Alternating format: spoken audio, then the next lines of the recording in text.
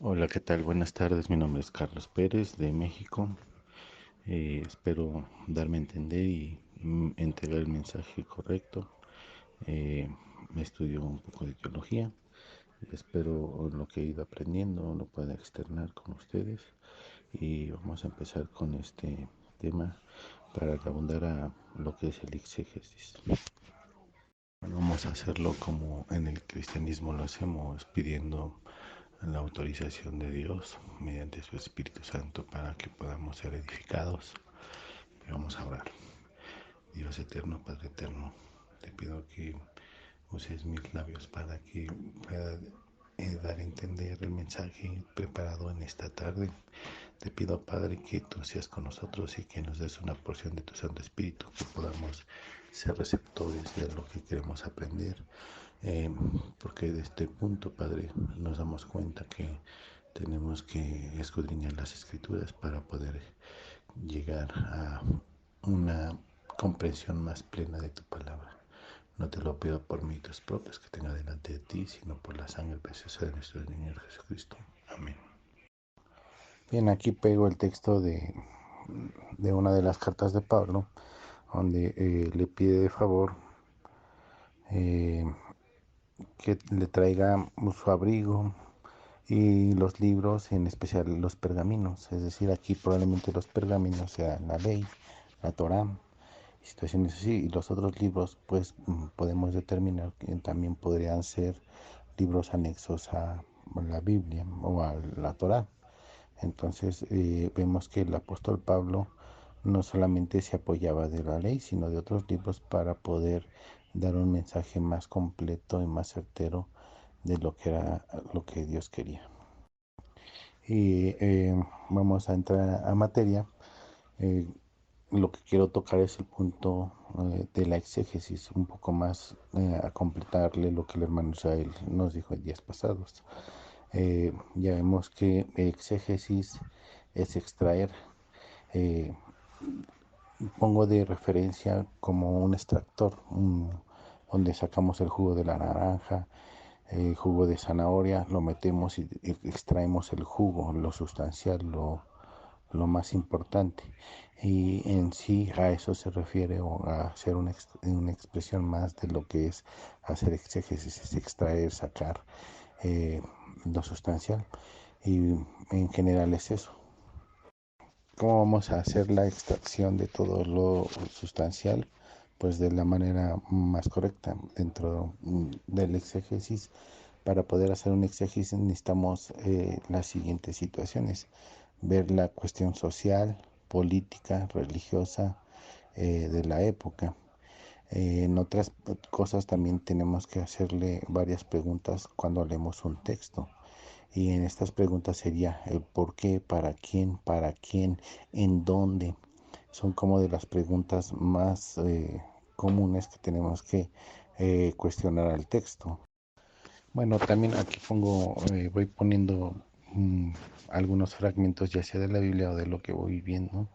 Me estoy apoyando un poco de Google porque no tengo al momento a la mano mis estudios, pero en sí aquí vemos lo que es la definición de exégesis y vemos que es extraer, como les comentaba en el audio pasado, es extraer eh,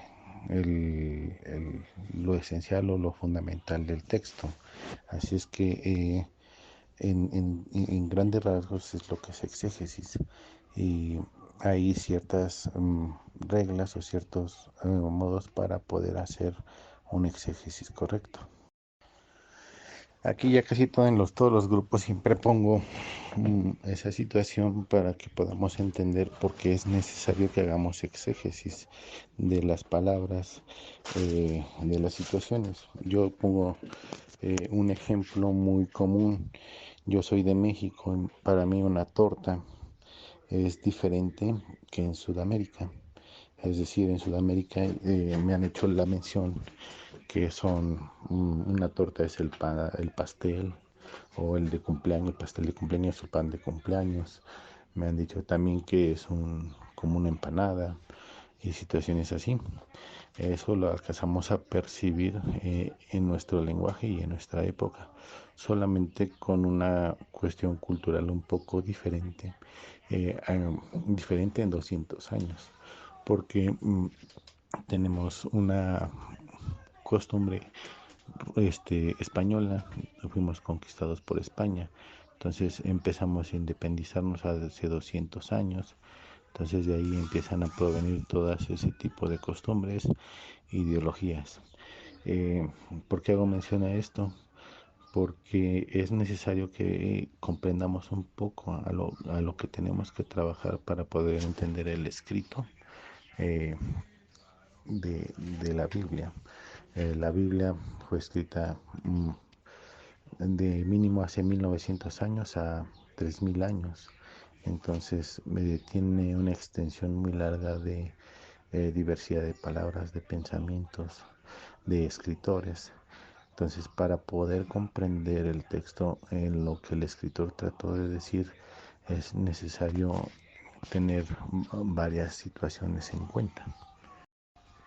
Voy a poner un ejemplo. Por ejemplo, no podemos leer el libro de Mateo o el Evangelio de Mateo como si estuviéramos leyendo, por ejemplo, las crónicas. Son dos situaciones o dos diferentes contextos y dos diferentes escritores diferentes. Para esto necesitamos saber una cuestión muy simple, que es el género literario de cada texto, para poder definir y saber de lo que el escritor está tratando de decir. Por ejemplo, las crónicas es un libro de historia del pueblo judío, y en cambio el Evangelio de Mateo pues es el Evangelio de Cristo. Para entender estas dos situaciones tenemos que ver qué género literario es, y como comento, uno es un evangelio y el otro es una historia. En el género literario tenemos que definir cada texto, qué género literario es, para identificar, porque por ejemplo no podemos leer una poesía igual que una profecía, y así sucesivamente. Eh, no sé si voy a darme el tiempo para tratar de poner los géneros literarios de la Biblia, que sería un tema también extenso para determinar, porque vemos que hay parábolas, hay historias, hay fábulas, hay eh, mm, eh, fantasía, hay de todo tipo de género literario en la Biblia. Entonces debemos identificar eh, cada texto para poderle dar una mención correcta desde la primera perspectiva. Ya después podríamos entrar a una situación más exegética de ir al contexto diferente. Otras cuestiones muy importantes que tenemos que checar: la etimología de la palabra. La etimología, ver en el tiempo en que fue escrito cómo se usaba la palabra y para qué se usaba. Pongo un ejemplo claro: cuando si no mal recuerdo, en Hechos habla que por primera vez se nos llamó cristianos, pero ahora lo vemos como una forma muy común o muy bonita de decir, pues nos llaman cristianos. Y yo durante mucho tiempo me sentí orgulloso cuando me entiendo de la palabra en la etimología, a lo que se refería con cristianos. En el griego viene una palabra que es cretinos, una persona sin principios, sin conocimientos, sin nada, ignorante, y todas esas definiciones. Entonces, en apariencia lo vemos como que fue algo muy bonito, pero la iglesia primitiva sufrió toda esa situación de ser menospreciados. Obviamente lo entendemos así, pero cuando escuchamos o vemos la etimología de la palabra, pues nos damos cuenta que nos cambia la perspectiva o la panorámica de cómo se trataba a los cristianos. Obviamente por más textos nos vamos a dar cuenta de más situaciones que sufrieron los cristianos, pero toco este punto de la palabra cristiano porque lo hermoseamos y lo vemos muy bonito en nuestros tiempos, pero cuando se les llamó cristianos por primera vez no fue algo bonito en apariencia. O sea, sí nos dio una identidad, pero no se refería a que fuéramos seguidores de Jesús, sino que éramos unas personas sin principios y sin educación, vulgares y todo ese tipo de situaciones negativas hacia una persona. Por eso es importante conocer la etimología de la palabra. Cuando ya vamos viendo la etimología de la palabra que estamos leyendo, le vamos a dar otro enfoque a lo que estamos leyendo en nuestra época. La otra cuestión que tenemos que checar es la cuestión cultural. ¿Qué tipo de cultura, qué costumbres tenían en ese tiempo que fue el escrito?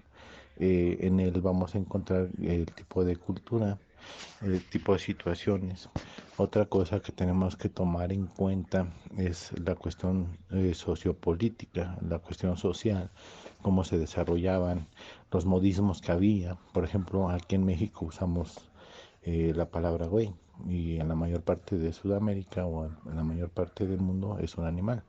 Pero la costumbre que tenemos aquí en México de usar esa palabra tiene un significado. A eso es la cuestión cultural, donde tenemos que ver todas esas cuestiones sociales que se desarrollan por medio de las costumbres.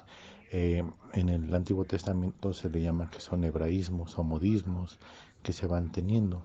Y es importante también que hagamos mención y que veamos estas situaciones.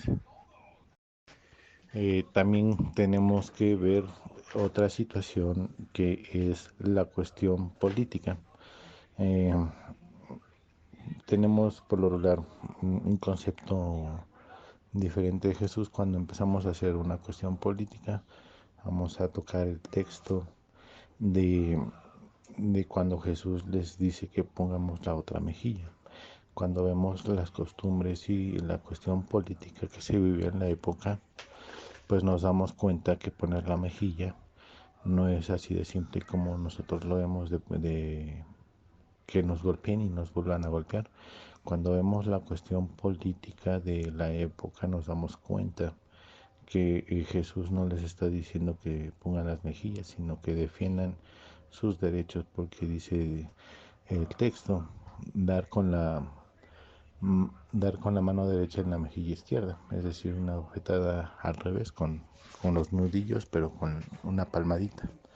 En la cuestión política de Roma, eh, un alguien superior podía dar esa palmada y como menor, una persona de menor rango, una persona normal, eh, sin rango y sin poder, no, se tenía que quedar agachado. Pero existía dentro de la misma ley el hecho de que si se paraba a la persona es poner la otra mejilla. El poner la otra mejilla era recibir otra mejilla y entonces ya estarían al tú por tú. El que es superior, si le daba la otra bofetada, se quitaba esa jerarquía y entonces sí ya podían discutir o golpearse como si fueran iguales. Eh, Cuando uno ve esta situación, pues uno comprende que no es nada más poner la mejilla. Por eso es que a Jesús lo ven como un revolucionario algunos por este tipo de comentarios. Igual podemos verlo de la Igual podemos verlo dice, si caminas una milla, tú camina dos. Entonces, para un soldado, porque está diciendo el texto, si un soldado te pide que camines una milla, camina dos. Si te pide la capa, dale también el sombrero, ¿no? Entonces, el hecho de caminar una milla era una obligación para un ciudadano el que le cargara las cosas al soldado. Pero si ya caminaba más de esa distancia, ya era un insulto, una ofensa para el soldado. Entonces cambian las situaciones ahí. Entonces es importante que veamos también esa parte política que se vivía en la época. Incluso ahí, si lo vemos, alcanza a denotar un poco ya en nuestro contexto. Dice, habéis oído que si amarás a tu prójimo y odiarás a tu enemigo. Y empezamos a ver cómo Jesús les empieza a exhortar a los que les está hablando.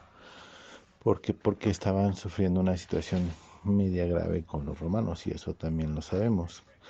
Otro texto que nos va a dar una pauta a esa cuestión política que también Jesús hablaba Lo vamos a denotar cuando dice: dad al César lo que es del César y a Dios lo que es de Dios. No quiero ya entrar más hacia adentro de este punto, porque esto lo estoy tratando de hacer a grandes rasgos, porque es muy complejo, muy largo, el tema es muy extenso. Entonces ahí lo dejo, y pues ojalá puedan buscar las herramientas o las situaciones necesarias para continuar con este punto. También otro contexto, y es creo que el más importante, es ver el contexto religioso que había en las épocas en que fue escrito cada texto.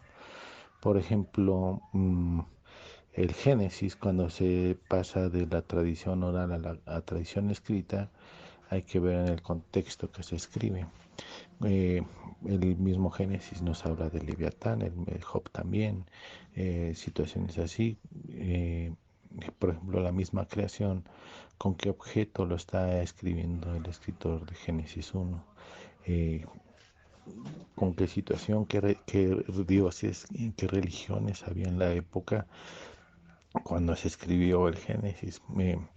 Que hay que recordar que cuando se pasa de la tradición oral a la escrita, el libro de Génesis se escribe post-exilio. En esta época, ¿qué religiones había? Ya venían los mesopotamios, los persas, los egipcios y todas estas religiones. Por lo regular, si nos damos cuenta, la adoración a qué era, pues al sol, a la luna, a las estrellas y a cuestiones de ese tipo. Habla de la serpiente antigua o la serpiente que es. Hay que ver los persas, y ellos adoraban a un dios en forma de serpiente, como un tipo dragón, con manos y pies. Entonces vemos que tiene una sentencia en Génesis 3 para esa serpiente eh, antigua, que le dice cuál será, pues se arrastrará si Dios le quita las manos y los pies a esa serpiente. Ahí habrá que ver también el contexto religioso, que es cuando se pasa al escrito. Esto es a grandes rasgos, como lo voy a mencionar. Podríamos entrar a cada punto por cada situación, a, a grandes cada uno de los puntos que estoy mencionando. Bueno, algo para poder entender también de primera mano lo que son los textos, es recomendable ver todas las versiones para sacar una conclusión más certera, como por ejemplo Juan 1.1, ¿no? Por poner un ejemplo, para extraer lo más fiel ya en la traducción, pues vamos a encontrar que hay demasiadas versiones. Entonces, para no quedarnos con una sola versión, identificar más claro lo que está tratando de decir el texto, es hacer una comparación de textos para poder identificar lo que dice el texto. O porque en el griego, que es el Nuevo Testamento, por así llamarlo, vemos que muchas de las veces no hay una traducción directa al español. Entonces, cada traductor pone su propio pensamiento para darle el énfasis a las palabras. Entonces, como recomendación, también sería el poder ver un texto en las más versiones que se pueda, para determinar lo que está diciendo un texto. Eh, También hizo una referencia y nos dijeron en la escuela lo siguiente: cuando vemos con unos lentes de color azul, vamos a ver todo con tonalidades azules, todo con tonalidad de color azul, porque estamos usando unos lentes de color azul. Para poder entender la Biblia pasa algo similar. Vemos y comprendemos las escrituras como nos las han enseñado, como las tenemos, con unos lentes que nos han enseñado de cierta forma ciertas cosas. Pero para poder discernir totalmente lo que está en los escritos, necesitamos quitarnos esos lentes que nos dejan dar una visión diferente a de cómo está el escrito o lo que vemos o cómo vemos las cosas. Es necesario dejar de ver las escrituras con nuestro pensamiento, con nuestra visión, con nuestra ideología para poder entender el texto. En otras palabras, pues lo que no podemos estar haciendo con los escritos sagrados es darle una interpretación personal. Eso todo lo decimos aquí en los grupos. Eh, y trato de ser lo más objetivo para no entrar en una controversia, sino a bien lo que hagamos sea una exégesis correcta de los textos para ya después darle una aplicación, y en esa aplicación ya lo vemos que es la hermenéutica, que posteriormente, si se da la oportunidad, podremos ver qué es la hermenéutica, pero en este momento pues sería como a grandes rasgos toda esta situación de la exégesis y lo que podríamos hacer. Si gustan, por el interno, por aquí mismo, trataré de brindar un poco más de escritores exegéticos de la época de Jesús, del Antiguo Testamento. Tengo ahí algunos bastantes libros. Quien le guste leer, eh, le mando el enlace o por Messenger, porque por WhatsApp es un documento muy pesado. Me pongo a sus órdenes por si alguien quiere que extendamos más esta situación, pues lo haremos para que podamos llegar a una comprensión más correcta de los escritos. Que Dios los bendiga y gracias por su atención. Atención. Atención.